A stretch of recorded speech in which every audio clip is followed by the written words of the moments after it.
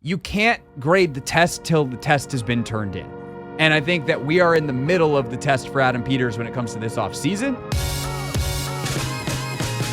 This was a really interesting clip that you brought to my attention because I don't agree with the totality of it. I will tell you that up front. But the concept is definitely worth discussing. Here's Connor Orr on the Monday Morning Quarterback podcast on Washington.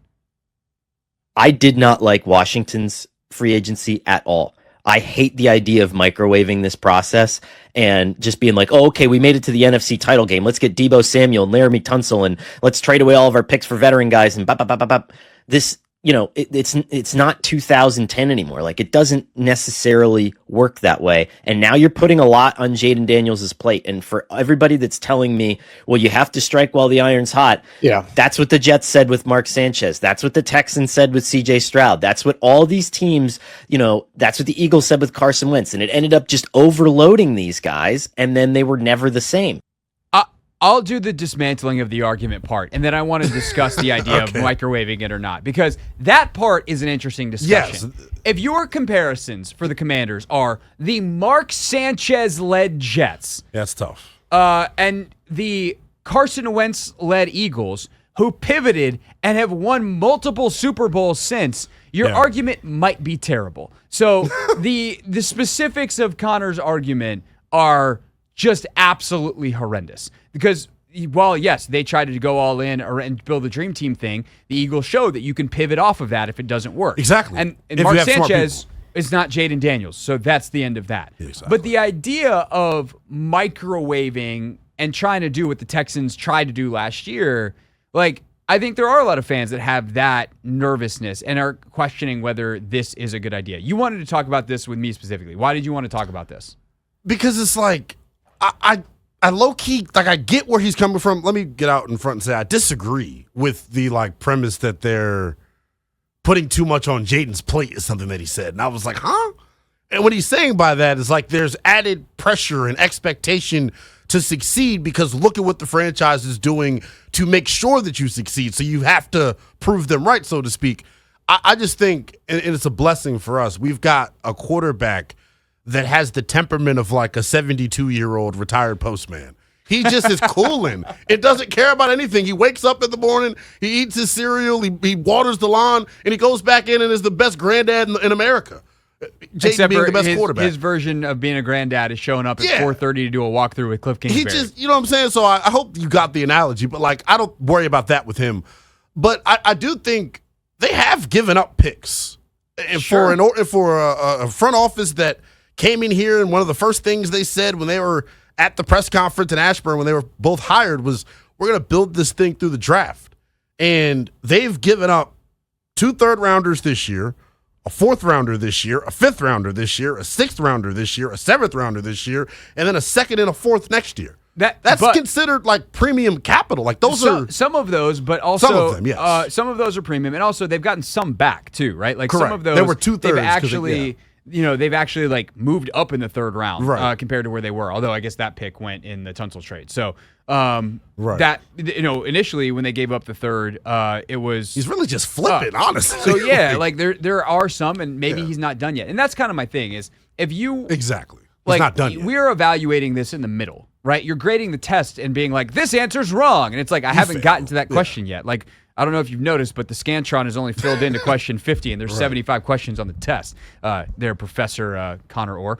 And so, that's the thing, is there's no reason that they can't, on draft night, trade back and recoup some of these picks. And I also think the other part of this is my retort, my question, and I think Albert Breer does a good job of explaining some of the logic on this very show. If anyone wants to go check it out, we just don't have time to play Albert's very long response because then we wouldn't have time to respond. What are the other options? Exactly. How else do you do it? Ultimately, if you make the NFC Championship game, you want to get better so you can get to the Super Bowl, and that's the goal. The whole point is to win. It's not strike while the iron's hot. The iron should, if Jaden Daniels is who they think he is, be hot for 10 years. Yeah. They have to think about both how do we get better now and how do we get better later. But if they wanted to get better now, what was the other option? Sign a bunch of guys and just sit on all your draft picks and wait and hope that you hit a couple more home runs in the draft? Like, I was talking to a team executive over the last couple of months, and we were talking about their long-term strategy.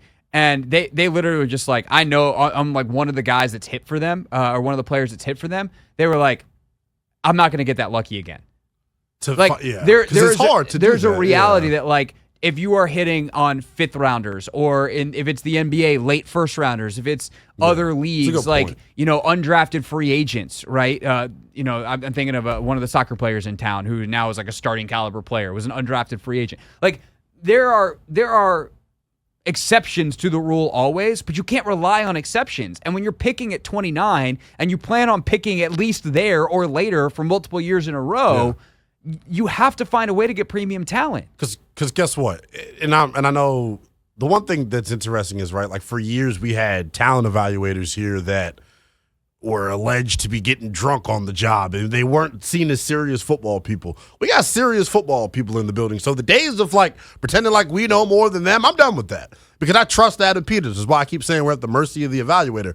With that being said, like, he ain't going to at the mercy of the evaluator with the drunks too, but exactly. I shouldn't say the drunks, the alleged drunks. Nobody sue me. Yeah, but he's not going to bat 1,000. And the one thing I said the first time I cracked the mic after the NFC Championship game is, this is, to me, one of the most important off seasons. I'm hedging when I say that. I said this is the most important off season of the rebuild. You can agree with that statement or not. I said they were going to be aggressive. How they were going to be aggressive, though, I thought would look different, and they're kind of showing it. I don't think they're done. I have a hunch.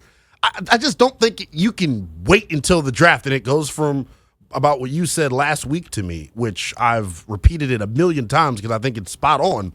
You got to go into free agency in this period acting like the draft don't exist. Right. Because there's no guarantee that you get to 29 and James Pierce is there. There's no guarantee that you get to 61 and Jack Sawyer's there. Control the controllables.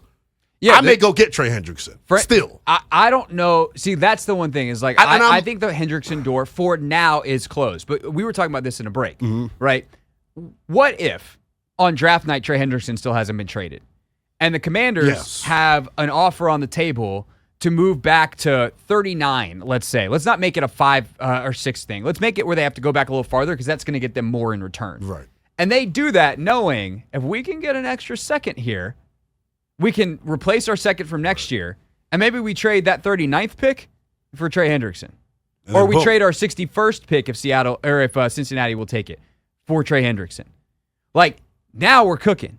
But you have to have the first one first. Right. And I think that is one thing that I am very cognizant of, having now covered multiple rebuilds and covering multiple ongoing rebuilds, is you can't grade the test till the test has been turned in. And I think that we are in the middle of the test for Adam Peters when it comes to this offseason. And thus, some of the, like, what they've done is gotten better and acquired better talent. Yeah. That's good. In terms of cleaning it up and making sure that they can continue to do that moving forward, that is an ongoing process. And that way, the test is never turned in until, like, Jaden Daniels is done in his prime and we look back and say, how many Lombardis did they win? And did they do enough to win it? Lynnell Willingham, we'll be talking about this, I'm sure, more tonight. If you want the unhinged version, listen tonight at 6:30 on 106.7 The Fan. This is The Hoffman Show on the Team 980 and the Odyssey app.